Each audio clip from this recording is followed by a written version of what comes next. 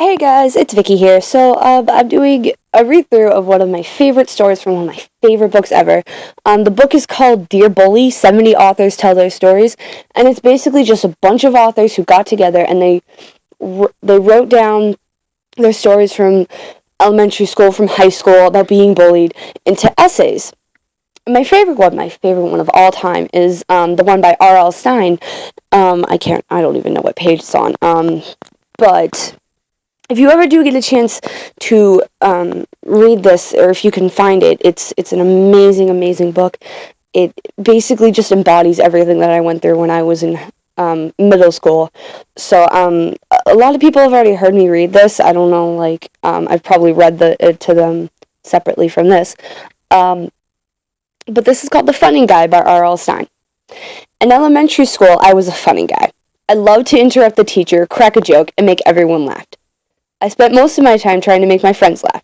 I watched comedians on TV and memorized what they said. I thought I was a comedian too.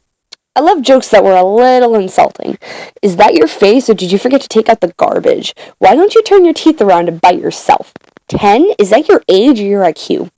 Some kids laughed at my jokes. Some kids thought I was weird. My parents were always telling me to be serious, but that didn't stop me from hanging carrots from my nose at the dinner table and crying, "Look, I'm a walrus!" There were 3 guys in my 4th grade class who didn't think I was funny at all. They gave me a lot of trouble. It was like a war between us. Well, it wasn't much of a war. You know the way a cat will torture a mouse before killing it? That's more the way it was. I was the mouse, of course. Their names were Pete, Ronnie, and McKay. Pete was the biggest, the meanest, and the leader. He lived a few houses down from mine. There were always signs in his front yard to elect his father as town sheriff. I thought the first criminal his father should arrest was Pete. Pete was only 9, like me, but he was already a really bad dude. Ronnie was a skinny weasel of a kid. He wasn't too bright. He did whatever Pete said. McKay was the smart one. He was always giving me embarrassed looks, like he was sorry about what the 3 of them were doing to me. The problem I had with these guys started by accident. I bumped into Pete in the lunch line one day, and I made him spill macaroni on his t-shirt.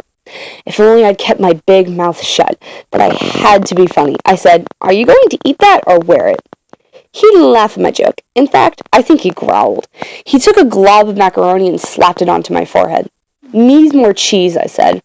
Why didn't I shut up? After school, Pete, Ronnie, and McKay were waiting for me at the bus stop. I tried to squeeze past them and climb onto the bus, but Pete stuck his foot out and tripped me.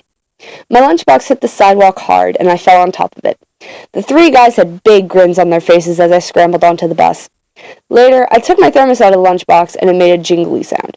The glass inside had broken into chunks. The war had begun. Pete and his buddies never did anything to me at school. I was safe there because they didn't want to get in trouble. After school was when they made my life miserable. I took the bus home every afternoon.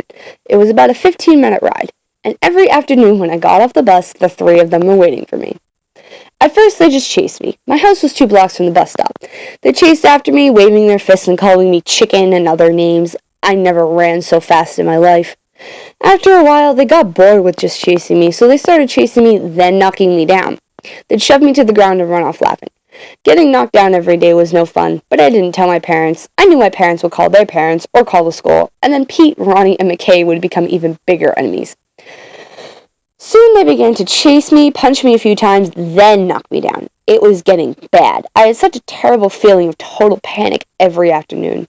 Of course, at the age of 9, I had no way of knowing how much that dreadful feeling of panic would help me later in life. These days, when I sit down to write a scary book, I can think back, remember that feeling of terror, and use that feeling in my stories. I felt helpless. I couldn't tell my parents, and I couldn't fight back. I was outnumbered 3-1, and they were tougher than me. It had to end sometime, and it did on a gray, chilly October evening. I came home late on the bus after band practice. I prayed that Pete and his pals wouldn't still be waiting, but there they were, leaning against the hedge across from the bus stop. This time, they didn't chase me. Ronnie and McKay grabbed me and started pulling me down the block. Pete led the way. They didn't say a word. "Where are we going, guys?" I said. "Isn't it past your bedtime?" We crossed the street. Ronnie and McKay gripped me so tightly my shoulders ached. My heart began to pound. "Let's talk this over," I said. "I'll use small words so you can understand."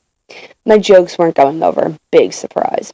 They dragged me up a graveled driveway. The tall, gray house At the top of the drive was nearly hidden in the shadows of the trees, but I recognized it. Mr. Hartman's house. Mr. Hartman was an old man who had died 2 weeks before, but neighbors said they could still hear him screaming. They said they heard frightened howls and shrieks coming from his house late at night. Everyone knew the house was haunted. It was even written up in the paper. The police warned people to stay away until they figured out where those horrible cries were coming from. Even the lawn cutters refused to mow his lawn. The grass was halfway up to my knees. Low clouds covered the sun. It grew dark as night. The front windows of the house were solid black. Pete and Ronnie gave me a hard push onto the front stoop. "What do you want?" I stammered. "Why did you bring me here?" "Go inside," Pete growled. "Go say hi to Mr. Hartman. He's waiting for you in there," Ronnie added. I felt my throat tighten. I started to choke. "No, please," I started. They shoved me to the door. "You really think the house is haunted?" McKay asked. I nodded. For once, I didn't make a joke. "Yes, everyone knows Mr. Hartman's ghost is in there." "Well, go shake hands with him," Pete said. "Ask him why he screams every night." "How long do I have to stay in there?" I asked in a trembling voice. "All night." "We'll come and get you in the morning," Pete said. "No, please," I begged. Ronnie pushed open the front door. They shoved me inside. I staggered a few steps. The front door slammed hard behind me. The sound made me jump. The house was damp and hot and had a sour smell, kind of like spoiled milk. I blinked, waiting for my eyes to adjust to the darkness. I took a deep breath. Yes, I was really afraid. Maybe there wasn't a screaming ghost in here, but I didn't like standing inside a dead man's house in the dark. What should I do? What should I do about these 3 guys who are on my case every day? I glanced around the room, thinking hard. Too dark to see anything. It was all a brown-black blur. A few minutes went by. I felt a tickle of sweat roll down my cheek. Heart pounding, I moved to the front window. And then I let out a scream, a high, shrill scream that rang off the walls. I brought my face close to the glass and screamed again, a frantic, frightened scream. "Help me, I will! Please help me!" I could see Pete, Ronnie, and McKay on the lawn.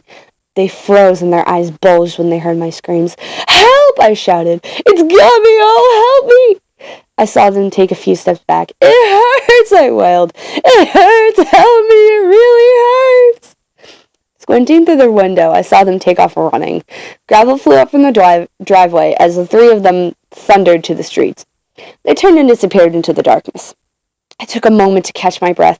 My throat felt sore from shrieking, but I had a wide grin on my face. No, I hadn't seen the ghosts. Nothing had grabbed me in the dark. My screams were just a joke. I was a funny guy, remember? And a good screamer, a talent I had just discovered. Sometimes a funny trick or a joke will help you a lot. The next afternoon, the 3 boys weren't waiting for me at the bus stop. They never waited for me there again. I saw them in school. Sometimes they nodded at me or muttered hi, but we never really talked. We definitely never talked about the haunted house. I've been a funny guy ever since, but I'm not sure I could scream so well. I leave the screams for the stories I write. So yeah, that was R.L. Stine's The Funny Guy. It's a awesome, awesome story, and I absolutely love it.